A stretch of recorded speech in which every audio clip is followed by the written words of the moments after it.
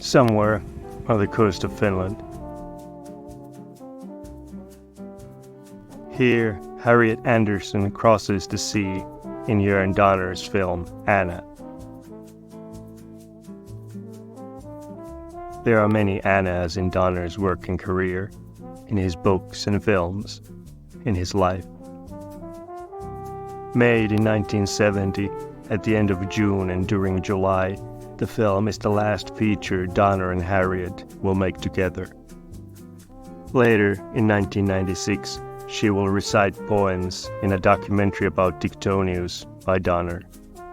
The friendship lasts until the end of Donner's life. In the 60s and 70s, everyone has heard about Donner in Finland and Sweden. Him and Harriet traveled the international festival circuit. Donner knows Marlene Dietrich, who gives them her apartment and a song to use in the film Adventure Starts Here, starring Harriet.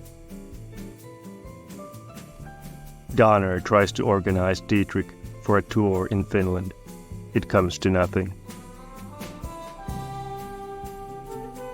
Harriet and Jörn travel together to Tokyo, where Japanese film distributors, men, are shocked that she can drink them under the table.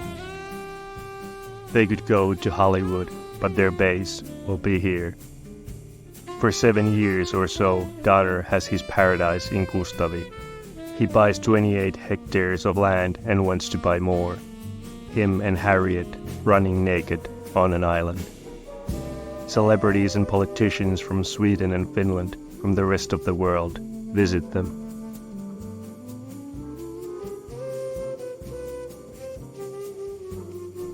In 1965, Donner sees in a newspaper that a farm is on sale in Kustavi. He buys it.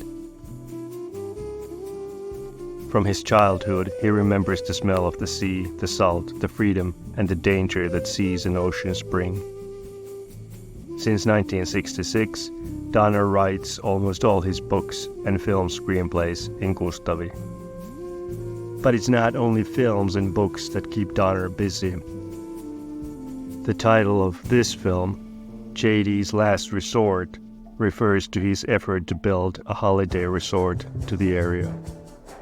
In a short period of few years, Donner has been trying to build a hotel, a holiday resort to Hyvinkää. He will now try to build one here in Kustavi. He is also the majority partner in an effort to build a skiing center in Tahkovuori, further north in Finland. He toys with an idea to have a hotel in Ghana, Africa. The projects in Finland all happen later by others. Once again, Donner is ahead of his time. Once again, he does not focus fully on one thing. He has his day job in Sweden. He travels between two countries, while also busy saving the Finnish fashion giant Marimekko. Today, chains and rocks remain. Once a galahs stood here, on land. After it sunk while anchored. It sinks twice. Donner is in Stockholm. He cannot afford to pay the electricity bill. The pumps stopped working.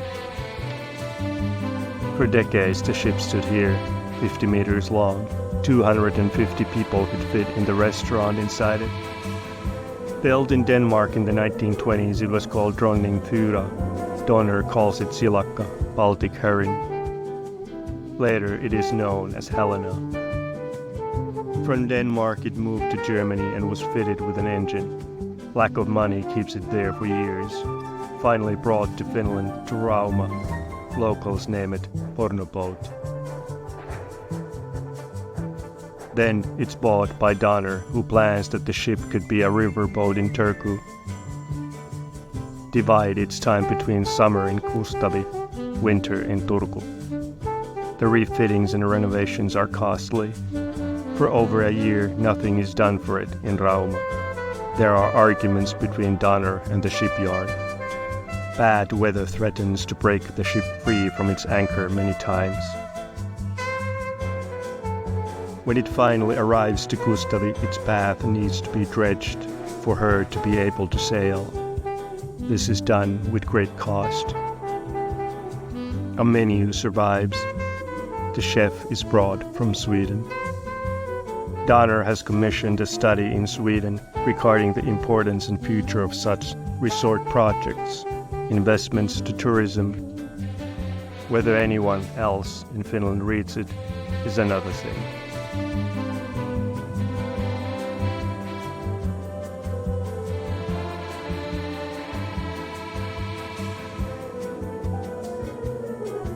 Artist and sculptor Kimmo Kaivanto designs the hand with a Baltic herring that becomes the logo for the resort. There is about 15 hectares on which the plan was to build 9 terraced houses with 6 holiday apartments, a boat harbor. There would be saunas, tennis courts, outdoor pools, and so on. The houses are named after fish. Among them, whitefish, zander, and carp. One should not start with too big plans at the very beginning, remarked Donner to a newspaper when launching the project. This was his idea of starting small. Later, when facing bankruptcy, he says that bringing the ship here was like bringing pearls to pigs. Once the resort opened, it all lasts for only a couple of months. Donner will fight financial ruin for years, but survives. Ingmar Bergman and Albert Bonnier offer him money, but he refuses. In Finland, many continue to think he is loaded with money due to the family Donner's prominent position in Finland's history. To stay in the holiday resort would have cost, at the time, 70 marks a day, 440 marks a week. If booked during opening week, 300 marks for a week and 50 marks for a day. Unlike promised or threatened, Donner does not ride naked on a donkey on the opening day, but he does give a colorful speech on the ship. Strikes and arguments have delayed the opening for a week. The cabins and the ship are ready. Everything else is under construction still. In a month everything will be up and running, states Donner. Sadly, that will not be the case. Today, places like Kustavi actively market and focus on tourism. One can only wonder the amount of pain and sorrow Donner has felt when all came to nothing, how he was left to pay, banks and financing walking away. Businessmen from Denmark visit the resort, but in the end, no sale is done. The Summer of Sorrow and Love, a book by Donner from 1971. It contains 18 chapters. He talks about his efforts in business, in arts, and what it is to be him, what it is to be the Donner that tabloids write about. The first chapter tells about his life in Kustavi. He touches on the efforts to make the holiday resort a reality. He tells how, without pay, but lots of pea soup, he is invited to a local festival. The center of Kustavi is without plumbing and sewers. He suggests a central plan to upgrade the area. He is met with suspicion. He tries to convince the locals that in less than 20 years tourism will be the main source of income here, not fishing. In chapter 14, he focuses on Singapore and Asia, where he is traveling at the time. In Kustavi, he has to row to the opposite shore to collect his mail that arrives 3 times a week. Here, the rest of the world feels far away, yet Donner is quick to point out that the nearest airport is only an hour away. Swallows make a nest inside his old cowshed. He leaves the door open so they can fly in and out freely. He finds a book borrowed from a library 30 years ago, the library now in an area lost to the Soviet Union in wars. The people Donner has bought the farm were Finnish refugees from Karelia. The book is sharp, but also shows a more thoughtful, sensitive Donner than the one people have seen, as his films constantly end up in censorship and scandals. It wins the state's literature award, but is perhaps shadowed by all the tabloid headlines Donner's sheer presence is creating all the time. Donner concludes the book with some of the most beautiful sentences he or anyone has ever written in Finland. He tells how, As he in the darkness walks a familiar path to the summer house, the night cannot be a threat. He's home.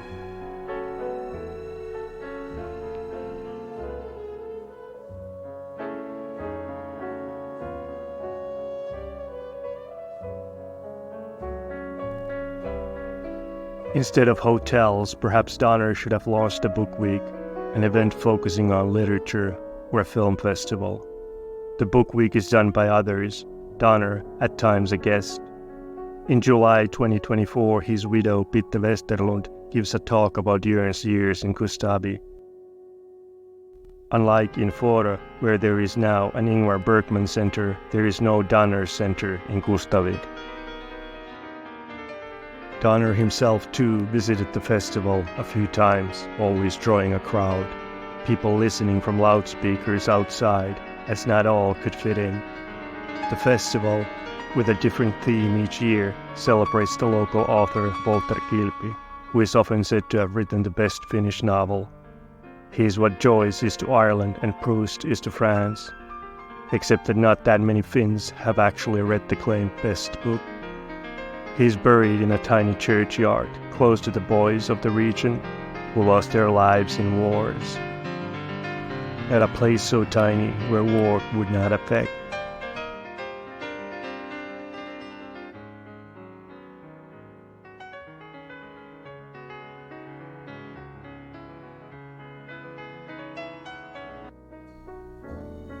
The local Lions Club invited Donner to write about his years in Kustavi.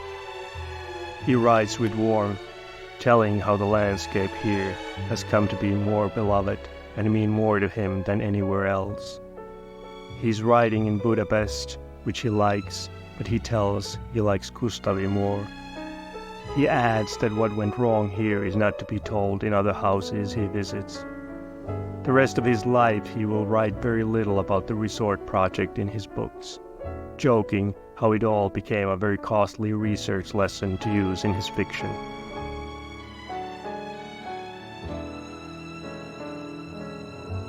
Bitte's talk is named after Donner's words on how, after everything was lost, the memories and rocks survive. When he has to let go of not only the holiday resort but his own summer house due to bad and inaccurate legal advice, Donner takes with him some of the rocks from the island. The area has many impressive stones and cliffs, rocks, an adventure path for children built in the resort today. Caves to marvel nearby.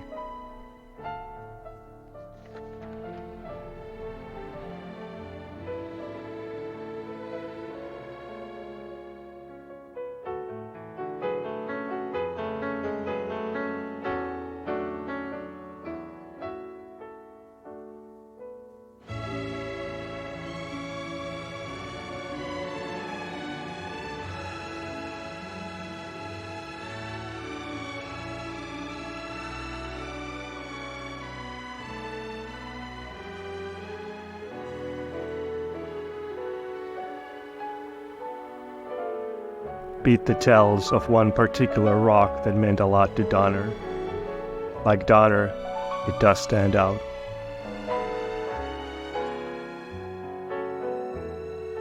In Kustavi, Donner gives also a place for Matti Kassila to write a screenplay and make plans for a new adaptation of the book Unknown Soldier by Väinö Linna. In the end, the project does not happen. The film Anna is listed as among the most important films made in Finland in the 1960s and 70s in Jim Hillier's book about Finnish films.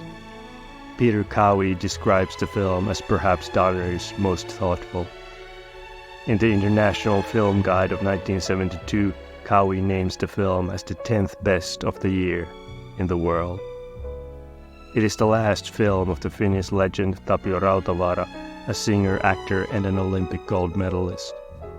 Two versions, a Finnish language version and a Swedish language version, are made.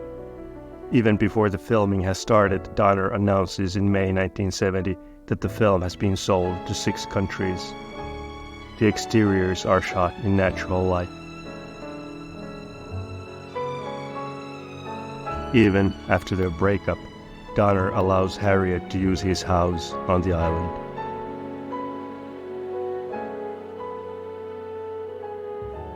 After the problems in Finland, Donner focuses on a 9-to-5 job in Sweden, working as the head of the Film Institute. He launches the Swedish Filmography Project. The 1980s bring a more successful decade. He produces the 4-time Oscar-winning Fanny and Alexander film.